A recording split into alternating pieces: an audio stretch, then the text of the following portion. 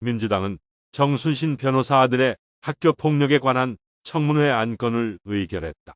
우선순위와 경중을 따지자면 정청래 아들의 성범죄와 정청래가 운영한 학원 강사 체벌 문제가 먼저여야 하고 중하게 다룰 사안 아닌가.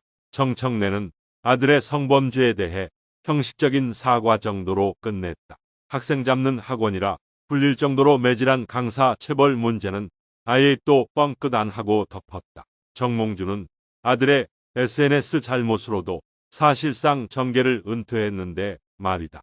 위키에 기록된 정청래 관련 사건을 보면 1. 정청래 아들 성범죄 사건. 정청래의 셋째 아들이 또래 여중생에게 여러 차례 성추행 및 성희롱을 가하고도 3년째 같은 학교에 다니고 있다는 사실이 밝혀졌다.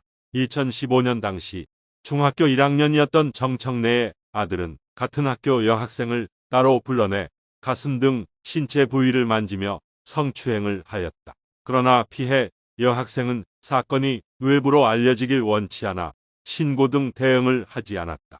하지만 정청래의 아들은 2학년이 된 이듬해에도 SNS를 통해 피해 여학생에게 가슴을 만지고 싶다. 네 가슴 출렁이는 거 보고 나 혼자 자위했다라는 등 지속적인 성희롱 메시지를 보냈다. 결국 참다 못한 피해 여학생이 경찰에 신고하였다.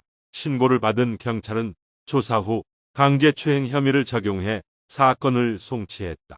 재판을 거쳐 2017년 3월 가정법원은 혐의를 인정해 정청래의 아들에게 성폭력 치료그로램 수강을 명령했다.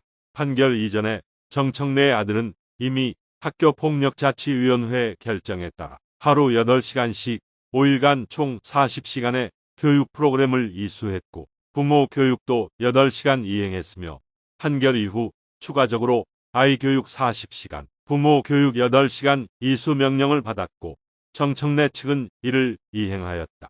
특히나 중학교 1학년생이 성범죄를 저질러 재판까지 받았는데 성인이었다면 실형에 해당하는 중요한 범죄 사건이다.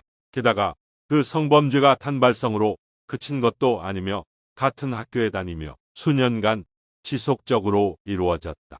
심지어 정청래의 아들은 이를 떠벌리고 다녀 피해자의 주변 친구들도 이를 알고 있을 정도였다고 한다. 이미 물 건너간 일이지만 만약 아들을 자진해서 다른 학교로 전학시키는 조치를 취했다면 타격이 덜했을 수도 있다. 성범죄 피해자와 가해자를 계속해서 같은 생활권에 두는 건 피해자에게 상당히 고통스러운 일이다. 가해자의 부친이 당시 국회의원이었으니 피해자 측에선 강하게 나오기가 꺼려졌을 수도 있다. 이 사건으로 인해 정청래는 커다란 정치적 부담이 생겼는데 정몽준이 단지 아들의 SNS 때문에 정계에서 은퇴하는 지경에 이른 걸 생각해보면 정청래 역시 정계에서 은퇴하거나 은퇴를 하지 않더라도 정치 활동이 SNS에 머무르는 수준으로 전락할 수 있다.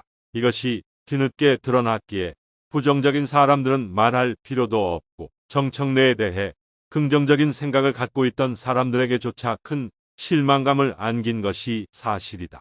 이 정청래가 운영한 학원 강사 체벌 의혹. 정청래는 1991년부터 1997년까지 마포구 성산동에서 길잡 2학원을 운영하여 큰 성공을 거둔 바 있다. 길잡 2학원은 초기에 양태회와 정청래가 동업으로 시작하였고 처음에는 양태회와 정청래 2인이 강의, 상담, 홍보, 청소까지 모든 일을 도맡아 했다고 한다. 이후 교직원이 100여 명으로 늘어 마포 일대에서 가장 큰 학원으로 불릴 정도로 큰 성공을 거두었다. 그런데 이 길잡이 학원은 당시 마포 일대에서 무지막지한 체벌과 폭력으로 유명했다. 당시 어찌나 체벌이 심했는지 애를 잡는다고 애잡 이 학원으로 불린 것은 이 지역에서 유명하다. 결국 지나친 체벌과 주변의 명문대 출신 강사들이 운영하는 실력 있는 학원들이 늘면서 학생들이 급감했고 1997년 정청래는 길잡 이 학원을 정리했다. 정청래 본인이 직접 체벌을 가했다고 확언할 수는 없지만 최소한 정청래가 운영하던 학원의 강사들이 상당한 체벌을 가한 것은 명백한 사실이다. 설령 정청래 본인이 체벌을 하지 않았다 하더라도 원장으로서 이를 조장하거나 방조한 것은 명백하므로 그에 대한 책임을 회피하기는 어렵다. 부전자전은 이럴 때 쓰는 것.